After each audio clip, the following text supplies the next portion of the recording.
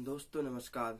आज हम चर्चा करेंगे शिवराज मंत्रिमंडल के विस्तार के बारे में।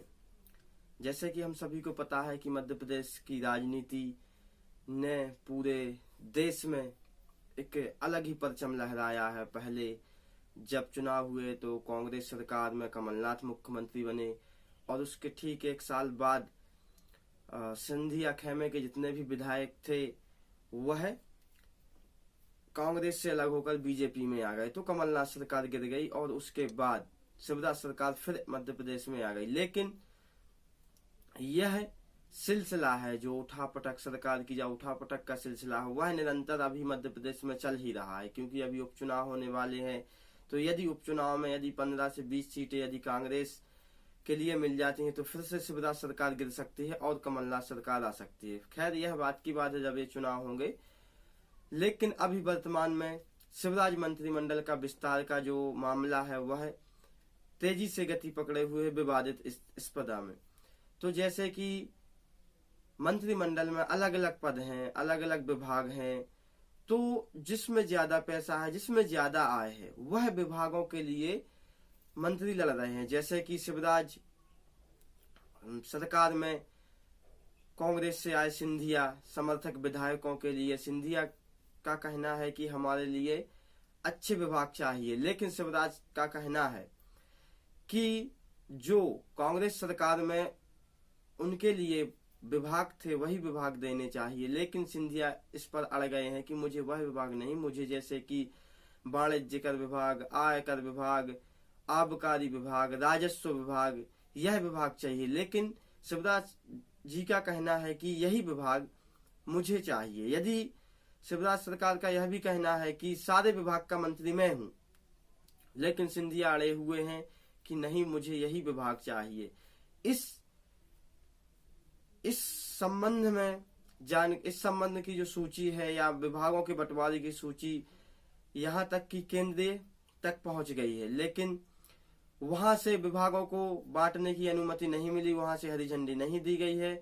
जबकि सिंधिया बीजेपी अध्यक्ष जेपी नड्डा से मिलने दिल्ली पहुंचे और वहां पर विभागों के संबंध में चर्चा की, लेकिन वहां से विभागों के बंटवारे की हरी झंडी उन्होंने नहीं दी है, उन्होंने शिवराज सरकार को ही सौंपा है। तो अब जानना यह जरूरी है कि ज्यादा पैसों वाले विभाग, जिसमें ज्यादा आय है, वह विभाग किसको दिए जाते हैं। वैसे तो शिवराज सरकार का कहना सही है कि सारे विभागों का मंत्री मैं हूं, क्योंकि मुख्यमंत्री ही सारे विभाग मुख्यमंत्री के अधीन होते हैं, वह किसको देना चाहते हैं। और ज्यादातर विभाग मुख्यमंत्री के पास ही होते हैं, जैसे कि प्रधानमंत्री के पास केंद्र के साथ अधिकतर विभाग हैं, जो वह विभाग रखना चाहे वह अपने पास रख सकते हैं। ऐसे ही मुख्यमंत्री के पास जो वह विभाग रखना चाहे वह रख सकते हैं, बाकी विभाग जो है अलग अलग मंत्रियों को दे सकते हैं। लेकिन यह बड़ा ही असमंजस का विषय है कि सिंधिया जो समर्थक विधायक हैं, उन विधायकों में जितनों को मंत्री पद मिला है तो उनके लिए आबकारी विभाग, वाणिज्य विभाग, राजस्व विभाग, यह विभाग चाहिए, जबकि यही विभाग शिवराज जी के लिए चाहिए। यह पहले भी विभाग उनके पास थे, जबकि सिंधिया समर्थक विधायकों के पास वह विभाग कांग्रेस के समय में नहीं थे। तो शिवराज का कहना है कि आपको संबंधित विभाग ही दिए जाएंगे, जबकि आपके कांग्रेस सरकार में थे। लेकिन सिंधिया इसके लिए मंजूर नहीं है।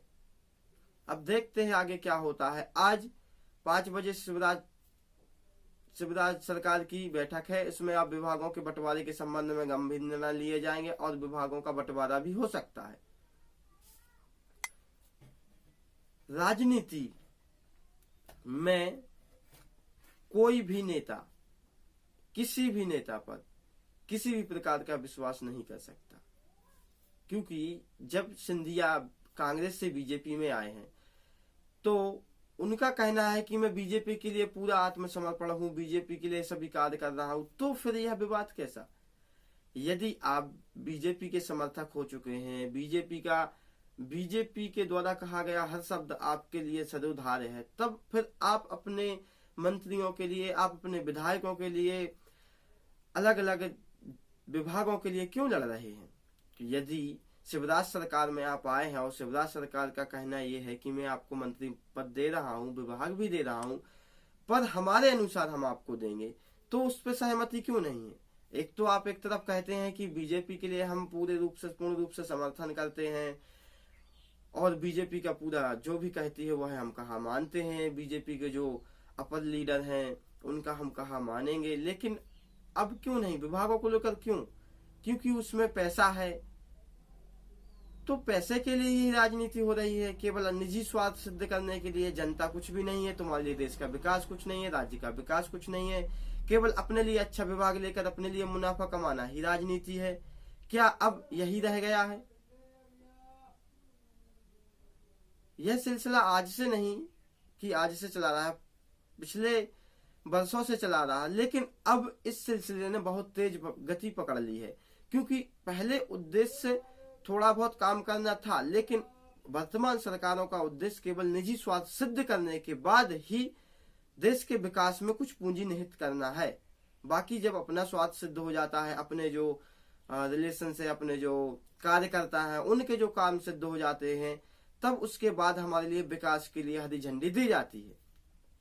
यह कहां तक सही है और कहां तक गलत है, यह तो पत्रकारिता पर निर्भर करता है कि पत्रकार क्या कहता है, न्यूज चैनल्स क्या कहते हैं, किसको क्या बताते हैं, किसको सही किसको गलत, और कितना काम हुआ कितना काम नहीं हुआ।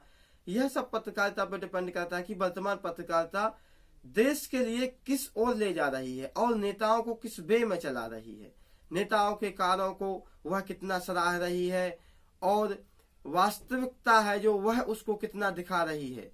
यह भारतीय मीडिया पर डिपेंड करता है कि वह अपने देश का विकास किस स्तर तक चाहता है, क्योंकि मीडिया ही जब विकास है या नहीं है वह जब दिखाएगा सरकार को, जनता को दिखाएगा, तब सरकार हरकत में आती है।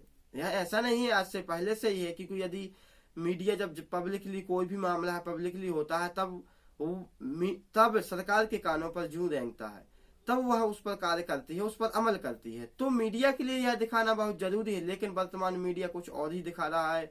जो सरकार बोलती है वह है, जबकि उससे परे कुछ और है, उसकी जो है ग्राउंड रिपोर्टिंग कुछ और है, लेकिन दिखा कुछ और रहे हैं। तो यह मीडिया की जो भूमिका है वह सही जो है, मीडिया की जो भूमिका है कि ग्राउंड रिपोर्टिंग करके आप जनता को दिखाएं, सरकार को दिखाएं, वह एक्चुअल में 100% नहीं हो रहा है। कुछ ही 10-20% ग्राउंड रिपोर्टिंग कर रहे हैं, तो वह कार्य भी हो रहा है। यदि वास्तव में मीडिया पूर्ण रूप से ग्राउंड रिपोर्टिंग करे, हर क्षेत्र के हर विभाग की ग्राउंड रिपोर्टिंग करके सरकार के सामने जनता के समक्ष रखे, तो ऐसा नहीं है कि सरकार उसको अमल ना करे, उसका कार्य ना करे। तो हमारे लिए यह जरूरी है, क्योंकि वर्तमान समय सोशल मीडिया का दौर है, तो हमारे लिए भी यह समझना होगा, यह जानना होगा कि कोई भी यदि कार्य हमारे लिए करवाना, तो आप ट्विटर के माध्यम से, फेसबुक के माध्यम से, तो आप आला अधिकारी तक उस मामले को भेज सकते